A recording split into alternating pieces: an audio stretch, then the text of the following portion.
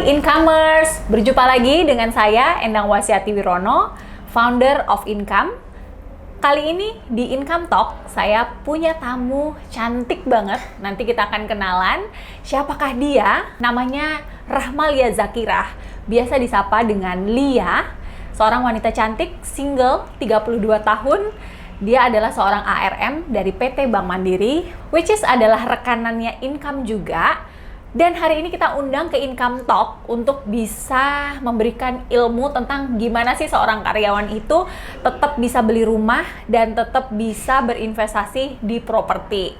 Oke, sebelum kita akan bertanya-tanya langsung ke Lia, saya ingin memberikan tips kepada teman-teman Incomers untuk selalu menyisihkan tabungannya untuk berinvestasi, untuk punya rumah pertama. Karena semakin kamu tunda, harga properti, harga lahan itu nggak bisa kita pegangin. Jadi betul-betul harus disiplin, harus mengalokasikan dana yang dimiliki untuk bagaimana bisa mendapatkan properti at least rumah pertama dahulu. Nanti akan masuk ke properti kedua, properti ketiga, dan properti selanjutnya.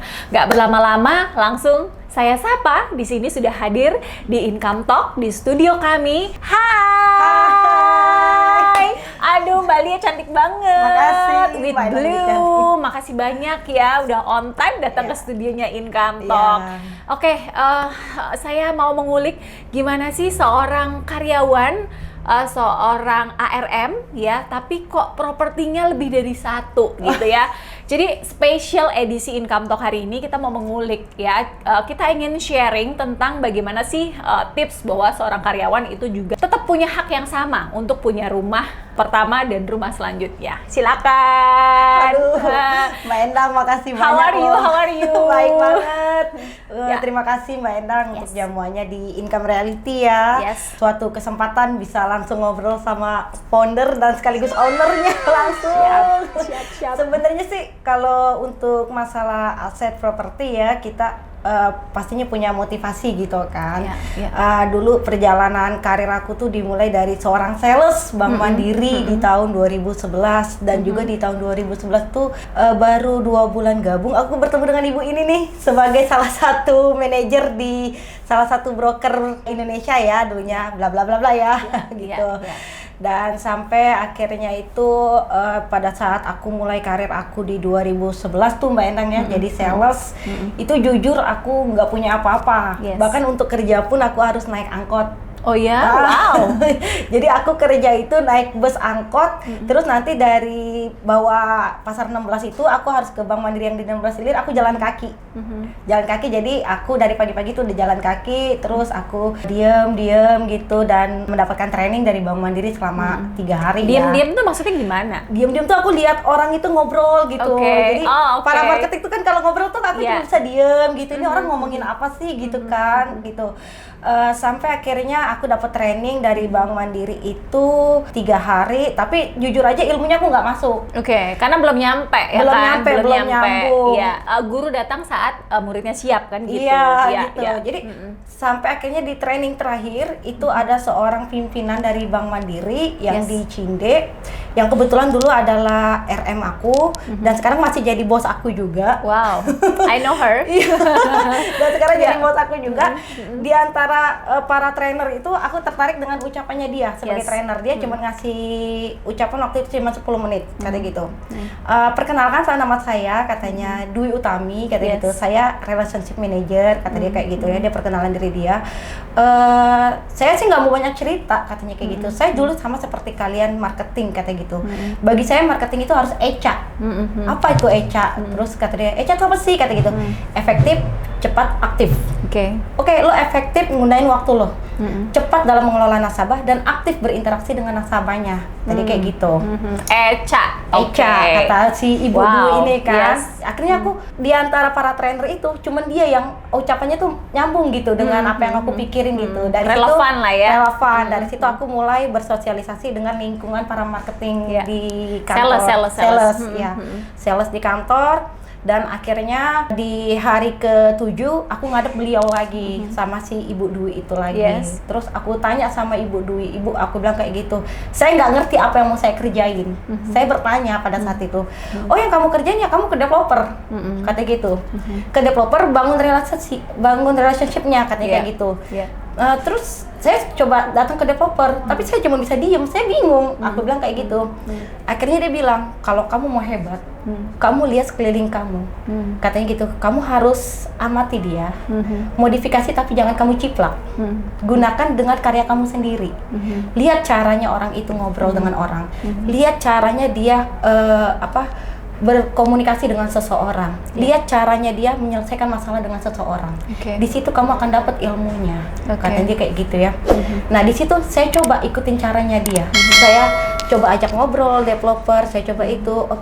Akhirnya step by step saya mendapatkan rating grade-nya di Bank Mandiri itu, dan saya buktikan kalau saya bisa kayak gitu. Wow, keren. Nah, pada saat posisi terjepit itu waktu itu papa saya meninggal. Papa saya meninggal itu ngeblank lah ya untuk kerja. Sampai akhirnya dia bilang, kamu mau jadi orang tipikal yang seperti apa? Yang kalau pada saat down kamu akan jatuh, atau kamu pada saat down kamu akan ibarat kata kita dipantul nih. Kamu dipantul mau jatuh, atau kamu dipantul mantul terus naik ke atas. Dan akhirnya saya memilih dipantul untuk naik ke atas. Jadiin pegas gitu ya. Jadiin pegas. Luar nah, biasa, terus keren. dulu itu di antara para sales, itu aku yang nggak punya motor ceritanya. Jadi tadi naik angkot gitu ya. Iya, naik angkot, nggak punya motor, sampai akhirnya aku tanya, perlu pencairan berapa? Sehingga saya harus bisa punya motor ini, kayak gitu. Itu udah masuk bulan keempat jadi sales. Kalau pencairan 2 miliar, aku dapat insentifnya sekitar 15 jutaan. Motor ini berapa harganya? 15.750.000 Yamaha Mio. Waktu itu kan. Jadi aku perlu lebih dong, karena aku perlu bayar kosan, dan aku perlu hidup, dan aku perlu yang lain-lain juga. Ngekos ya, karena orang tua ada di Kayu Agung. Kayu Agung itu daerah di luar kota Palembang. Betul, di Kabupaten Oki, dan aku ngekos. Jadi aku harus punya mindset, aku untuk ke developer pun aku juga naik angkot. Untuk ke developer Palembang Dian Regency yang ada di Soekarno-Hatta. Tahun berapa itu? 2011 masuk 2012. Ah iya benar, 2011 saya masuk ke properti itu 2009. Ya betul lah, kita sebenarnya iring-iringan ya seperti itu. And then dapat motor dong. Dapat motor Mio, Yamaha Mio dengan harga 15.750.000 itu motor aku pertama. Dan itu berapa bulan dari posisi menjadi sales? 3 bulan. Aku langsung niatin untuk beli Yamaha itu, dan aku bilang, aku perlu pencairan berapa, uangnya berapa, dan aku butuh cair berapa di sini. Aku cari. Aku jadi prinsipnya gini, waktu itu aku jadi sales. Aku perlu developer utama untuk yang menghasilkan aplikasi masuk ke aku. Tetapi aku juga butuh second developer supaya kalau developer ini dalam kondisi sepi, aku masih ada cadangan. Gitu. Jadi aku nggak berfokus pada satu. Tapi aku harus ada first developer sebagai tujuan utama. Jadi pada saat aku masuk jadi sales itu, aku udah lihat nih developer mana aja sih yang kerjasama dengan Bank Mandiri. Itu aku 2 minggu aku lihat-lihat situasi. Dan 2 minggu itu juga aku belajar melihat pencairan dari developer mana yang banyak. Maka developer itulah yang akan aku cari. Dan developer itulah yang akan aku deketin. Walaupun misalnya ada teman-teman sales lainnya yang udah bergabung di developer itu. Nah, jadi tapi aku tetap kata-kata yang Ibu Dwi tadi. Kamu boleh modifikasi tapi tidak boleh menjiplak. Harus orisinil ya. Harus genuine gitu ya. Pakai karena karya kamu sendiri kayak gitu. Jadi memang kurang lebih support dari Ibu Dwi terhadap aku pun juga, kalau misalnya ada kendala masalah, aku pasti balik lagi cerita ke beliau gitu untuk mendapatkan motivasi balik gitu kan. Nah, terus udah kayak gitu aku deketin developer, yaitu developer pertama kali Palembang Dian Regency. Itu dimana penjualan tiap bulan itu minimal 20 unit rumah. 20 unit rumah kebayang, 18-nya itu masuk ke aku semua. Cair tajir nih. Sales tajir. 18-nya masuk ke aku semua, terus aku menggapai apa yang aku belum punya, yaitu Yes. aku nggak punya motor. Oke. Akhirnya aku coba motor, dan waktu itu aku juga nggak bisa naik motor, tapi aku berusaha kuat. Aku nggak bisa naik motor, saudara-saudara, dan sudah bisa beli motor gitu Iya. ya. Dan Oke. aku berusaha kuat, jadi kalau jalan tuh minggir gitu kan. Yang penting aku sampai ke Soekarno-Hatta dengan selamat gitu. Iya, iya. Akhirnya selain Palembang Dian Regency, aku pas di 2012 itu juga mulai pendekatan ke perumahan OPI, yaitu PT Sekawan Kontrindo. Oke. Itu adalah second opinion dari developer aku. Itu Oke. belum jadi developer Bumper lah, bumper ya. Untuk jadi kayak gitu. Nah, aku tetap kayak gitu. Jadi setelah setahun kerja itu, aku memiliki keinginan apa yang aku nggak punya, aku harus punya. Jadi aku harus akumulasi tiap tahun. Oke. Tiap tahun itu tahun ini aku udah bisa beli motor, dan aku nggak punya tempat tidur spring bed karena di kosan itu kasurnya busa, Mbak. Jadi Bukan aku- lamat ya, bukan lamat. Jadi karena kos-kosan aku kasurnya busa, jadi aku beli spring bed. Aku beli Oke. spring bed. Jadi aku udah dapet tempat tidur, TV, dan motor di Oke. tahun pertama aku kerja. Di tahun kedua dan ketiganya karena orang tua sakit, jadi aku fokus untuk ngebiayain biaya pengobatan orang tua. Papa Dan- tadi ya? Mama. Oh, mama. Oke. Karena papa kan udah meninggal Iya, pada saat iya, aku iya. kerja kan. Iya. Terus di tahun keempatnya apresiasi aku untuk meninggalkan Bank Mandiri karena aku ingin hire ke Bank BRI sebagai AO. Aku apresiasi diri aku dengan menaikkan mamaku umroh. Oke, wow. Oke, jadi di bulan Amazing. Januari 2014 itu mamaku umroh, dan di Februari aku pindah ke BRI. Dan aku meninggalkan Bank Mandiri itu tidak dalam kondisi aku di titik bawah. Oke. Aku berada di titik puncak di mana aku baru dikenal para developer Palembang. Sell stop lah ya pada Iya, saat itu. sales Iya, top. Jadi iya, iya. aku dikenal itu sudah dikenal saat itu di posisi Lagi harum-harumnya lah ya. harum-harumnya, tiba-tiba pindah BRI. Nah, pada saat aku pindah itu sempat juga itu ibu duinya bilang kayak gini sama aku. Kamu nggak boleh ya bawa developer Mandiri ke BRI. Iya, iya. Nanti kalau kamu bawa, kamu head to head sama saya. Oh, oke Bu, saya nggak akan bawa. Saya Iya. akan cari sendiri. Iya, iya. Dan itu saya buktiin. Dan ternyata saya nggak bawa, tapi developernya yang cari saya. Nggak Dia bisa kemana? ya, servis ya soalnya ya. Oh, aku di BRI gitu. Oh gitu. Oh ya sudah. Akhirnya ya udah karena developernya maunya ke Lia, ya udah akhirnya Lia handle untuk bawa balik ke BRI. Sampai di BRI itu nggak cukup bertahan lama ya karena harus mutasi kerja, dan akhirnya aku pindah balik lagi ke Bank Mandiri. Oke. Ketemu lagi oleh Bu Dwi lagi sebagai atasan lagi. Berapa tahun dari BRI balik lagi ke Mandiri? Cuman 15 bulan ninggalin 15 Bank bulan. Mandiri. Oh, tetap cinta ya? Tetap cinta. Cinta Bank Mandirinya atau cinta sama ibu supervisor? Dua-duanya. Oh, dua-duanya. Dan tentu udah bergeningnya udah beda ya. Ketika Udah udah beda. pergi keluar, balik lagi itu udah nilai tawarnya udah naik ya. Udah naik. Iya, Dan- oke. Boleh tanya nggak? Memang dulu cita-citanya mau jadi sales atau mau jadi back office sebenarnya? Cita-citanya dulu di mana aku punya karir dan aku juga mendapatkan uang. Kalau sales Oke. itu fokusnya ke uang. Oke. Jadi kalau sales Oke. itu kita nggak mentingin ke karir. Tapi dari sales itu kita mencapai apa yang bisa kita mau. Karena dari sales itu kita bisa mendapatkan uang yang banyak tanpa harus menggadaikan harga diri kita kayak gimana-gimana. Orang kan selalu berpikir, sales nih, pasti lagi gini-gini. Enggak gitu. Mindsetnya itu kita rubah kayak gitu. Dari sales lah sebenarnya kita bisa dapetin banyak uang, bisa perawatan. Belilah apa yang kamu nggak mampu saat itu, kita beli. Temen fokusnya satu, fokus ke tujuan utama, yaitu karena aku di bidang KPR, jadi aku fokus ke developer tuh Mbak. Oke. Fokus ke developer, prinsipnya aku harus punya developer 1 dan developer 2. Nggak perlu banyak developer yang aku kenal. Aku Oke. cukup kenal developer, semuanya aku kenalin, tapi aku hanya fokus 2 developer untuk mencapai tujuan itu. Dan yang kedua, fokus mencapai titik target. Bukan target kantor, tapi target kantong sendiri. Yes. Kayak gitu. Aku mau punya penghasilan berapa nih kayak gitu. Aku harus punya ini, aku harus punya itu. Ya udah, kalau aku ingin punya sekian, berarti pencairan aku harus sekian. Kayak gitu. Dan akhirnya pada di tahun 2016 itu di sekeliling dulu kalau waktu aku jadi sales, aku sendiri yang nggak punya motor. Nah, pada saat tahun 2016 itu aku sendiri yang nggak punya mobil. Targetnya udah beda ya? Targetnya udah Iya, beda. Jadi aku iya. lihat lagi gitu. Ya udah, akhirnya di tahun 2016 itu aku cari targetnya, aku cari uangnya. Gimana caranya? Aku harus punya mobil. Nah, akhirnya aku beli mobil satu Agya di tahun 2016 itu. Keren. Nah, sebatas 2016 itu nggak itu aja. Jadi aku orang biasa, punya mimpi luar biasa. Gimana mimpi aku yang luar biasa itu tercapai? Berarti aku harus kerjanya ekstra luar biasa, ya kan? Nah, jadi per bulan itu aku harus punya pencapaian terhadap diri aku. Oke, misalnya kantor nargetin kita tuh misalnya 5 miliar, tapi aku harus punya 30%-nya, 300%-nya dari situ. Jadi aku harus pencapaian aku nggak boleh 5 miliar. Kalau 5 miliar aku biasa-biasa aja, kalau 10 miliar aku luar biasa, kalau yang udah di atas 10 miliar aku baru ekstra luar biasa. Nah, excellent. Di situlah mimpi aku baru terwujud. Nah, akhirnya di setiap bulan untuk mencapai tiap bulan itu aku harus punya jadwal, Mbak. Jadi dalam sebulan itu kita kerja jadi sales itu aku 2 minggu pertama aku akan lari kenceng. Aku akan lari kenceng, aku akan datengin developer. Kayak gitu. Aku akan datengin developer, aku akan cek berkasnya, aku akan bantu developer itu penjualannya. Nah, di minggu ketiga itu aku akan fokus ke penyusunan data berkas-berkas untuk masuk ke sistem. Dan di minggu keempat itu aku baru fokus ke pencairan dan aku akan lari kenceng lagi untuk di minggu pertama gitu. Jadi kalau dibilang santai, nggak terlalu santai, dibilang sibuk juga nggak terlalu sibuk, sebenarnya fleksibel kayak gitu. Nah, kerjanya ngopi-ngopi aja ya? Ngopi-ngopi dari toko kopi satu ke toko kopi yang lain ya, makan enak terus ya kan? Belajar banyak dari orang-orang hebat gitu ya. Betul.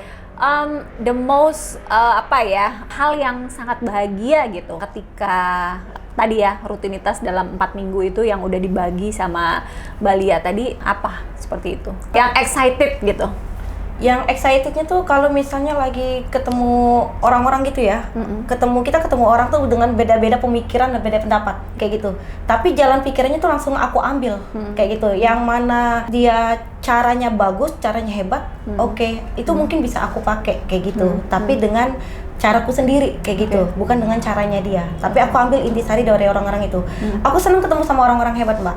Karena setiap kali obrolan orang-orang hebat itu bukannya gitu, maksudnya pasti akan ada kata-kata yang bermaknanya gitu. Intisari ya? Iya, intisarinya. Dan itu yang bikin aku selalu termotivasi kayak gitu. Great. Berarti pembelajar ya, orangnya begitu filosofis juga ternyata ya. Iya. Bu Lia ini ya. Jadi kalau misalnya udah ketemu itu, misalnya ketemu sama Mbak Endang nih, aku selalu lihat gitu. Aku tanya, oh gimana ya dia ini bisa mendirikan perusahaan hebat kayak gitu kan di usia yang muda, tapi udah powerful banget, udah memiliki aset-aset banyak. Dan itu tuh aku termotivasi kayak gitu kan, Mbak. Jadi aku motivasinya tuh lihat orang yang suksesnya kayak gitu. Untuk lihat yang ke bawahnya aku lebih banyak bersyukur. Alhamdulillah ternyata di usia ini aku sudah mendapatkan titik sebegini ya kayak gitu. Tapi tetap di tiap tahun itu harus punya reward untuk diri kita sendiri. Siapa yang paling besar peranannya ketika lagi capek, lagi down gitu, yang bisa tadi jadi pegas gitu buat Bu Lia? Kalau untuk itu mamaku ya, tapi pengendalian diri tuh yang lebih ke pegasnya tuh ke Ibu Dwi-nya itu. Bu Dwi itu bener-bener yang lu jatuh, dia nggak langsung dilinin, enggak. Dia kasih tahu ini. Ayo gini, ayo gitu. Walaupun kita udah dimarahin dia, udah itu, tapi dia selalu memberikan solusi dan motivasinya. Lu naik deh. Nah, aku tuh tipikal yang misalnya kalau orang udah marahin aku tiba-tiba nggak marah tuh aku bingung. What's wrong with her gitu ya? Iya, jadi aku selalu tanya, Bu, kok Ibu nggak marahin saya lagi? Lah emang kamu salah apa? Tolonglah Bu marahin saya lagi kayak gitu. Supaya saya tahu tiap hari itu saya harus punya salah. Dan tiap hari itu saya harus belajar. Minimal saya lebih baik. Enggak gitu. Dan saya butuh waktu sekitar setahun lebih kemarin itu kemana-mana ikut sama Bu Dwi itu, dan saya belajar ilmu marketingnya itu hebat dari dia. Duplikasi ya, artinya tuh mirroring, ikutin leader sampai akhirnya tuh ilmunya semua tuh diserap lah sama Mbak Lia ya, sama Bu Lia gitu. Dia untuk misalnya nih handle nasabah dia hebat, terus dia menyelesaikan masalahnya juga dia hebat. Jadi bukan hanya kita closing nasabah nih sama beliau, tapi pada saat ada masalahnya, ada trouble-nya saya ikut, dan di saat misalnya di luar sebelum masalah itu nyampe ke Bu Dwi, itu aku udah handle duluan di tengah. Jadi udah selesai dan aku tinggal laporan aja kayak gitu. So Bu Dwi akan menjadi next tamunya Income Talk. Tunggu ya Bu Dwi. Berarti pegasnya itu adalah mama dan atasan seperti itu ya. Atasan yang tentunya udah menjadi teman baik lah, like sister ya mungkin ya seperti itu. Hal yang intisari tadi secara filosofi apa sih yang Bu Lia ambil sampai dengan hari ini dari leadership yang ditularkan oleh Bu Dwi? Yang ditularin dari Bu Dwi yang pasti dia tuh orangnya pertama disiplin. Untuk waktu dia disiplin. Yang kedua dia tegas. Tegas. Dan yang ketiga dia lebih ke realita gitu. Ibarat kata kalau memang lu bagus, ya udah lu bagus gitu. Tapi kalau lu salah, dia nggak jauhin. Kalau misalnya lu salah, kita pelajarin, kita bina, bukan dibinasakan. Itu yang dari dia. Jadi orang itu punya kesempatan untuk menjadi lebih baik. Prinsip Ibu Dwi kayak gitu. Saya melihat suatu potensi pada diri kamu, dan saya ingin potensi yang ada di diri kamu ibarat kerang. Kamu itu kerang yang di dalamnya ada mutiara, yang kamu itu sebenarnya masih kotor, tapi kamu harus dibersihin, disikat-sikat sampai mengkilat, dan itu ada di diri kamu, kayak gitu. Kamu kerja kerasnya ada, pejuangnya ada, kayak gitu. Tinggal saya membentuk jati diri kamu, kayak gitu. Kamu nih kayak ibarat kata layangan itu kalau nggak diarahin, tuh lepas tuh putus. Oh, layang putus gitu. dong, lagi viral. Tuh kalau layangan itu katanya nanti kamu putus kemana-mana. Jadi kamu memang benar harus diarahin kayak gitu. Tarik ulur gitu ya. Saya tahu kamu orang bakalan jadi bagus, jadi hebat, tapi katanya kamu harus punya panduannya kayak gitu. Karena kamu di sini sendirian, kamu di sini nggak ada yang mantau, orang tua jauh. Peta sukses lah ya. Jadi sebenarnya Bu Dwi itu udah tahu kan bakal nyampe ke sini ya, tapi gue kasih tahu ya, nanti di sini akan ada lobang, ini di sini akan ada ranjau gitu-gitu ya, kurang lebih. Terkadang pun kalau misalnya kita udah kena ranjaunya, udah Bu Dwi-nya diem dulu. Dia akan lihat, nih anak bisa nyelesain nggak sih? Gitu. Dia nggak langsung, oh aku selesai nggak? Nih anak bisa nyelesain nggak sih? Dan di saat aku misalnya benar-benar udah di titik, oke, aku udah give up nih, nggak bisa. Dia baru akan kasih arahannya. Untuk dia nggak langsung, udah aku bantuin nggak? Dia ngasih pembelajarannya. Dan dulu. itu menempa sebenarnya untuk kita berpikir kritis, untuk kita lebih dewasa ya, untuk ada wisdom. Oke, keren banget perjalanan karirnya. Berarti Bulia ini adalah anak kos ya, anak kos yang sekarang di Kota Palembang ya, sebagai ARM-nya PT Bank Mandiri, which is itu juga rekanannya Income. Thank you so much, selama ini udah bantu kita banyak seperti itu ya. Dan yang kita hari ini mau kulik itu gimana sih kok sekarang udah punya 2 rumah gitu kan? Iya kan, sales itu kan katanya nggak bergengsi ya, tapi ternyata hari ini saya dengar bahwa Balia itu sangat bangga sekali menjadi sales, karena kalau mau punya sesuatu ya harus jadi sales gitu ya, jadi sales yang memang shine bright gitu. Nah, boleh dibagi nggak sih rumah pertama dari hasil menjadi seorang sales itu ceritanya gimana, di mana rumahnya, harganya berapa, gimana kok bisa akhirnya beli rumah gitu? Rumah pertama itu ada di Ovi Regency kan, aku beli sama PT Sekawan Kontrindo, kebetulan juga rekanan Bank Mandiri. Jadi pada saat aku merasa, oh ya udah aku entertain orang terus gitu kan, ngajak ngobrol orang terus kayak gitu. Tapi kok aku nggak punya apa-apa gitu. Jadi ada pepatah yang bilang kalau lu jualan buah, jadi tukang buah, tukang rujak buah, lu akan makan buah tiap hari. Ya kan? Lu jualan sayur, makanan lo akan sayur tiap hari. Nah ini gue jualan rumah, gue harus punya rumah kayak gitu. Ngebiayain orang yang beli rumah lah ya gitu kan. And then gue nawarin orang rumah, tapi kok gue sendiri nggak punya rumah. Akhirnya aku fokusin di setelah 2016 aku punya mobil. Oh aku punya mobil, tapi aku nggak punya rumah. Dan di situ sepanjang 2017 aku fokus gimana caranya aku punya rumah. Dan itu bentar. Kenapa kok waktu itu nggak rumah duluan? Kenapa kok beli mobil? Penasaran nih gue. Jadi kemarin itu ya karena apa ya, mungkin mobil tuh lebih utama dulu karena mobil itu kan nganterin kita kemana-mananya kan. Kayak gitu nggak kehujanan kali ya. Nggak kehujanan ya kan. Terus ya udah akhirnya aku fokusin beli rumah. Jadi aku fokusin beli rumah. Jadi gini, untuk sebenarnya sih gimana ya, ceritain kantor sendiri kan nggak enak juga ya Mbak. Gak apa-apa di sini belak-belakan, no hard feeling. Jadi kalau misalnya ini prinsip aku ya, aku punya pendapatan dari seorang sales itu misalnya tiap bulan aku harus punya rata-rata, ya kan? Aku harus punya rata-rata. Aku nggak mau yang gaji aku biasa-biasa aja. Aku harus memiliki insentif yang besar. Itu mindsetnya di aku. Besar itu berapa kalau menurut kalau misalnya aku punya target 1 miliar, aku gimana caranya harus bisa cair 4 atau 5 miliar. Aku nggak mau biasa-biasa aja. Kali 5 lah ya harus gitu. 1 miliar itu kita cuma punya duit 3 juta. Nggak mungkin cukup. Baik. Aku kayak gitu. Aku nggak mungkin cukup. Jadi aku harus yang punya pendapatan, kalau bisa pendapatan aku harus di atas 20-an. Itu mindsetnya aku ya. Jadi gimana caranya pendapatan aku tuh harus di atas 20 juta tiap bulan. Jadi aku ingin pendapatan seperti para manajer di kantor-kantor gitu. Aku harus seperti itu kayak gitu. Jadi kalau misalnya aku punya pendapatan 20 jutaan, jadi dari 20 juta itu aku spare, Mbak. Spare-nya yang pertama satu untuk aku entertain. Oke, senang-senang lah, makan, ke kafe, gitu-gitu. Ya, entertain itu bukan untuk diri aku, Mbak. Tapi untuk hubungan aku ke relationship. Baik. Jadi tadi developer, calon nasabah, gitu, nasabah existing mungkin developer ya. ke teman-teman marketing juga, kayak gitu kan. Dan itu aku lakuin rutin dari Senin sampai dengan Sabtu aku kerja. Jadi Minggu tuh memang full waktu aku istirahat. Jadi untuk disiplin sama diri sendiri tuh aku juga punya, gitu loh, Mbak. Dan disiplin income, keuangan aku pun aku juga harus ada, gitu. Jadi kalau aku punya gaji 20 juta, maka aku bebanin 10 juta tuh ke utang. Padahal utang itu aku nggak punya. Gitu. Jadi 10 juta aku ke utang, 5 juta, 2 jutanya untuk biaya aku hidup, 3 jutanya untuk entertain, dan 5 jutanya ini aku akan spare untuk liburan, dan kalau untuk biaya pengobatan. Jadi aku spare. Nah, jadi apapun itu, utang aku harus mencapai titik maksimal 10 juta. Nah, karena utang aku cuma angsuran mobil saat itu, dan tidak ada angsuran lain, maka aku harus mencapai ada yang 10 juta ini apa. Tapi utangnya jangan foya-foya, makanya aku niatin aku beli rumah. Aku beli rumah, aku cicil DP-nya ke developer, sebulan 5 juta. Karena hubungan sama developer udah baik dong. Udah baik. Aku cicil, dan itu aku butuh waktu sekitar 6 bulan menyelesaikan DP aku. Baik. Kayak gitu, jadi aku beli rumah itu DP-nya 106 juta. 106 juta, jadi pada saat 106 juta itu aku harus selesain, kan kebayangkan 106 juta tuh uangnya gede gitu dengan gaji kita yang berapa kan, Mbak? Kayaknya aku, impossible lah ya gitu. Iya, jadi aku berjalan aja, berjalan aja. Sementara waktu itu targetnya cuma 2 miliar.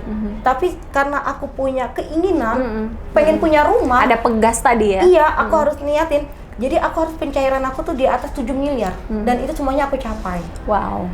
Aku harus what you believe it will become gitu ya. Iya. Ketika lo percaya, lo yakin, lo bisa, lo lakuin, lo fokus, lo konsisten, no drama-drama, udah yakin aja. Nggak usah lihat kiri kanan. Orang tetap akan ngomongin lo. Mau lo baik, mau lo buruk, lo akan tetap jadi omongan orang. Kayak gitu. Tapi yang harus lo omongin adalah diri lo sendiri. Gimana caranya memberikan reward kepada diri sendiri gitu. Akhirnya dengan aku fokus, aku capai target. Sampai akhirnya DP rumah pertama aku tuh selesai, Mbak. Wow, for 6 months. Hanya 6 bulan, 106 juta aku selesai, dan aku buru-buru langsung ngadep lagi untuk KPR. Di sampingan itu aku juga ada usaha, aku suka jualan baju, Mbak, dulu. Keliling sambil jualan baju daster, baju kerja gitu ke teman-teman kantor gitu kan. Nah, itu dijadiin sebagai data usaha tambahan. Kayak gitu. Kreditnya di Bank Mandiri juga? Kreditnya di Bank Mandiri juga pastinya. Bunganya lebih murah, terus prosesnya simple. Oh iya, ada rekomendasi ya. Rumah pertama berarti KPR ya. KPR seharga berapa sih rumah pertamanya tadi? Seharga 353 juta. 353 juta. Wow. Rumah pertama. Sekarang masih cicil atau udah lunas? Masih cicil. Masih cicil. Masih cicil. Itu di tahun 2017, 2018 aku angkat kredit. Dan di tahun 2018 lagi aku ada rencana, udah cita-cita itu misalnya kalau aku nikah nanti. Kalau aku nikah, itu padahal pasangannya belum ada, Mbak. Jadi aku udah menghayalnya dulu kan. Mimpi dulu lah ya gitu. Jadi kalau aku nikah nanti anak aku harus ada yang sekolah di Akpol dan kedokteran. Jadi gimana caranya walaupun aku dengan pendapatan aku segini, aku udah nabung untuk masa depan. Kalaupun nanti misalnya itu minimal itu udah aset aku di hari tua. Untuk biaya pengobatan aku dan lain-lain, aku harus punya aset. Dan akhirnya itu dia tadi, Mbak. Salah satu aset yang cuma bisa kita pegang yaitu rumah atau emas. Akhirnya aku beli lagi di tahun 2018 Beli second house? Ya. Wow, keren. Kebetulan waktu itu developer yang sama, dia membuka promo besar-besaran. Lu bayar 30% DP ke kita, kita kasih cashback lo 30%. Worth it dong? Iya kan? Rumah aku yang sekarang luas tanahnya itu 91. Aku pengen punya rumah yang lebih besar lagi. Tipenya nggak besar, tapi aku ambil luas tanah yang besar. Jadi rumah yang kedua aku luas tanahnya 130. Wah, aku ambil yang hook kayak gitu keren kan. Banget. Jadi karena itu aku langsung milih, oh ya udah Bu, aku ambil yang ini satu. Aku bilang kayak gitu. Oke, lu DP dulu ke kami 30%. Oh ya udah berapa total DP-nya? Aku langsung hitung-hitungan. Dan di saat itu juga kebetulan lagi ada rezekinya, daripada kita hedon-hedon gak keruan. aku ambil rumah itu dengan DP 30% dari harga rumahnya. Dan sekarang jalan 2 cicilan nih? Enggak, yang awalnya jalan 2 cicilan, yang satunya KPR, yang satunya case bertahap. Oh, oke. Jadi case bertahap ke developer. Keren banget, Balia. Nah, ini kan something yang viewers, incomers tuh harus tahu. Gimana sih caranya buat tadi disiplin? Tadi disiplin diri udah diceritakan ya kan, untuk bisa capai sesuatu harus punya mimpi, terus harus disiplin juga. Disiplin itu segala hal ya, mengalahkan tadi kemalasan dan mengatur jadwal sedemikian rupa. Nah, tips gimana tadi bisa disiplin sampai akhirnya nggak hedon dan duitnya itu bisa dapat 2 rumah dan mobil tadi ya. Nah, itu gimana sih tipsnya, Mbak Lia? Tipsnya itu yang pastinya kalau misalnya kita punya pendapatan, alokasiin itu untuk utang, tapi utangnya itu ke aset. Oke. Ya, aset itu bisa 2 hal. Kalau misalnya saat ini belum bisa beli rumah, ya udah minimal nyicil ke Pegadaian, beli emas batangan. Oke. Kayak gitu. Aku dua itu aku selalu jalan, Mbak. Oke. Kalau misalnya rumah itu udah dapet, kalau misalnya lagi nggak ada utang, aku akan cari utang, Mbak. Oke. Tapi cari utang tuh bukannya untuk apa-apa, ke Pegadaian. Aku akan tanya, ini Mas Antam berapa, misalnya gitu, dengan DP berapa, gitu. Jadi dari gaji itu sedemikian rupa harus alokasi utang tuh lebih besar, tapi utangnya utang aset. Yes, utang produktif ya. Utang produktif, utangnya harus utang aset yang dimana kita harus punya niat di kemudian hari. Jangan terlalu lama, itu harus jadi milik kita, kayak gitu. Itu jadi milik kita dan itu harus utang lagi. Gitu, utang lagi harus dalam bentuk aset, karena aset itu yang akan jadi nilai investasinya lebih tinggi. Kayak gitu. Kalau misalnya kita punya duit banyak, kita cuma taruh di rekening, kan kita orangnya agak, kalau lihat di rekening kan gesek. Kalau lagi ada duit pengen beli baju, beli jilbab baru beli gitu jilbab, ya, sepatu, beli sepatu gitu kan, asal gesek aja. Jadi kalau misalnya punya penghasilan 20 juta, 2 jutanya deh simpen untuk liburan. Kita perlu liburan per tahun, Pak. Biar refreshing ya. Biar refreshing, kita perlu. Atau dari 2 juta itu terserah mau liburan sambil shopping, pokoknya budgetnya di situ. Jadi kalau 2 juta kali 12 bulan itu kan 24 juta, Mbak. Nah, itu untuk biaya kita terserah. Mau kita mau beli baju, mau kita liburan atau mau kita sambil gimana pun juga. Terus yang kedua, kalau punya penghasilan 20 juta, 10 potong dulu setengah. Setengahnya tuh untuk aset. Terserah lu mau pakai aset 10 juta itu langsung mau beli emas di saat itu atau dengan cara nyicil. Tapi aku lebih memilih dengan cara nyicil. Aku bukan nyicil kalau emas, aku lebih baik tabung sebentar, aku beli. Tapi aku lebih baik nyicil yang jangka singkat ya. Ke developer aku kasih cicilan gitu. Aku beli rumah. Walaupun itu rumah FLPP pun aku tertarik, Mbak. Sekalipun itu rumah FLPP, aku tertarik. Tapi tadi 2 rumah tadi rumah komersil kan? Rumah komersil. Ya, keren banget. Aduh, karyawan tetap punya hak yang sama untuk bisa punya rumah. Caranya disiplin dan alokasi dana gaji, dana bonus yang didapatkan. Keren banget, Balia. Aduh, ilmunya luar biasa. Terus kemudian tadi udah disiplin, terus kemudian alokasi ya, harus punya hutang gitu kan, harus punya hutang selain biar tadi disiplin alokasinya ke sana. Terus kemudian gimana kan anak muda kan harus kongko-kongko, anak muda kan harus seneng-seneng gitu. Kok dikorbankan gitu? Sebenarnya kita bisa juga kongko-kongko, tapi kongko-kongkonya kita ambilnya dengan partner kerja. Jadi aku lebih baik kongko-kongko sama misalnya, aku ajak marketing nih.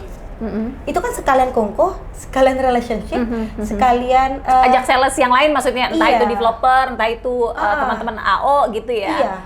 Jadi aku kongko-kongkonya itu sesama teman-teman marketing developer, atau sama teman-teman sales dari bank lain kayak gitu. Dan kita akan tuker cross informasi gitu. Di situ kan kita dapat kongko-kongko kayak gitu. Sebenarnya pengertian kongko-kongko anak muda sekarang tuh mereka itu tapi nggak bermakna. Kalau aku lebih pilih aku kongko sama orang yang saya dia marketing developer. Jadi kan kalau misalnya kita udah deket, hubungan kita udah deket sama developer, kita enak. Terus kongko-kongko sama teman-teman bank lain kayak gitu kan. Jadi kalau misalnya kita butuh sesuatu, misalnya tolong dong, gue kebetulan lagi mau pelunasan nih gitu, dia bisa bantu gitu. Atau tolong dong keluarin surat di bank lo, aku harus ketemu sama siapa ya, kita bisa minta bantu temenin gitu. Artinya sebagai seorang sales ya harus pinter-pinter, nggak juga harus nggak nongkrong kerja terus gitu. Tapi tadi ya kongkonya itu di switch menjadi sesuatu yang produktif gitu ya, sesuatu yang punya feedback untuk menunjang karir, menunjang pekerjaan. Keren banget. banget, Balia filosofis banget. Ya, terus kemudian aku mau tahu dong gimana sih caranya sebagai anak muda untuk tadi memaintain. Nanti kan saya pasti kalau ngelihat Mbak Lia ini kan goal getter gitu ya, nanti pasti akan ke depan lagi punya cita-cita apa lagi. Nah, apa yang belum digapai nih, pengennya ke depan apaan gitu? Pengennya sih pengen punya apa ya? Jadi cita-citanya tuh sebenarnya harus dari hobi. Yes. Kebetulan aku menyukai hobi jualan seperti ini, Mbak. Mempromosikan jualan ya, cita-citanya tuh kalau memang bisa terwujud, misalnya bisa buka properti sendiri gitu kan, jadi developer sendiri gitu kan. Atau kalaupun memang belum bisa jadi developer sendiri, minimal kita udah menjajaki dunianya, ilmunya gitu sambil belajar. Manajemennya seperti apa, terus gimana cara buat developer itu kalau bisa dari hulu ke hilir gitu. Kita punya bahannya juga, kita punya lahannya juga, kita yang bangunnya juga. Keren. Segala sesuatu itu yang bagus seperti itu. Itu pun juga bahasa dari hulu ke hilir itu aku belajar dari Pak Johan Winarta yang punya Beras Raja. Nah itu dia bilang, lu kalau cuma mau jualan, cuma tahu hilirnya doang, gak akan bisa. Kayak gitu. Lu harus tahu hulunya. Kayak gitu. Itu padi itu kan ada sisa-sisa tuh. Dari sisa-sisa itu ngapain gua buang? Kata dia kayak gitu. Gue jadiin bihun. Itulah yang jadi bihun Beras Raja. Even bahkan apa namanya kulitnya pun sekarang bisa jadi briket gitu ya. Ya, keren banget. Jadi pengen jadi developer nextnya. Amin, amin. Terus pengen beli rumah lagi dong ke depan? Iya, kebetulan ada developer itu punyanya Ko Rudi.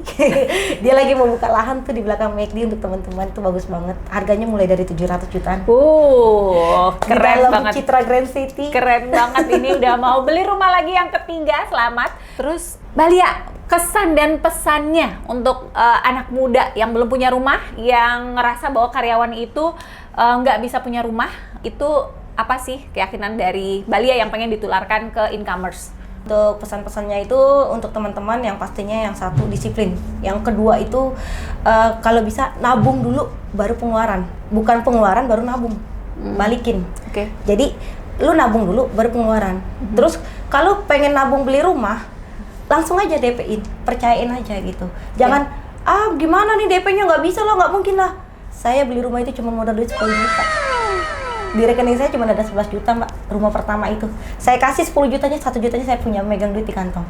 Tapi saya yakin apa yang saya pengenin, apa yang saya capai itu saya harus kejar. Kejar apa yang kamu mau gitu. Kerja siang malam jungkir balik pokoknya gitu ya. Jungkir balik. Terus yang kedua itu jaga prestasi, jaga integritas. Itu penting. Integritas tuh apa? Jujur kah? Integritas itu jadi gini. Jadi pada saat jangan sampai kita itu kerja karena sesuatu hal. Misalnya ini kan sebenarnya kalau aku kerja kayak gini bisa aja orang kayak gimana sama aku kan, Mbak, kayak gitu.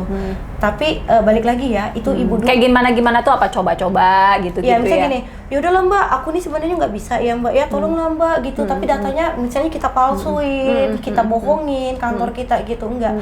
Nah ibu dulu itu selalu bilang, lu gue kasih 10.000, tapi lu jadi pesuruhnya gue. Di mana harga diri lu? Kayak gitu. Jadi lebih baik, yuk kita bantu orang itu, tetap kita jaga integritas kita. Kayak gitu. Integritas itu penting dia, dan itu tidak terkalahkan oleh apapun juga. Sekalipun lu jatuh, sekalipun saat itu lu dimatiin orang habis-habisan gitu. Tapi kalau integritas itu lo jaga, kebenaran itu akan terbukti. Kayak gitu. Dan bagusnya diri kita, bernilainya diri kita, itu akan terbukti di kemudian hari. Itu. Jaga integritas, terus kejar prestasinya, terus uang itu bukan untuk dihambur-hamburin. Hambur-hamburin dengan hal-hal yang penting. Beli emas, nggak bisa beli emas tunai, gade ke penggadean, cicil ke penggadean gitu kan. Terus kalau nggak bisa beli rumah cash, ya udah cicil melalui KPR Bank Mandiri. Tetap ya sales jualan. Keren banget Balia. Nanti kita ngobrol-ngobrol lagi someday dengan topik yang berbeda. Terima kasih banyak sudah sharing di Income Talk untuk incomers. Ya, semoga sukses. Amin. Semoga mimpi-mimpinya tercapai. Kita bisa berpartner terus Income dan Bank Mandiri. Sukses selalu untuk incomers. Boleh kalau yang mau KPR nanti hubungin Balia ya. Bisa kerjasama juga melalui Income dan kita menjadi partner yang baik selama ini. Sukses selalu, disiplin, hambur-hamburkan uang untuk sesuatu yang bermanfaat. mulai cicil rumah pertama. Don't delay it. Incomers, kita berada di akhir sesi Income Talk. Like dan subscribe, follow Instagram Income, dan salam cuan!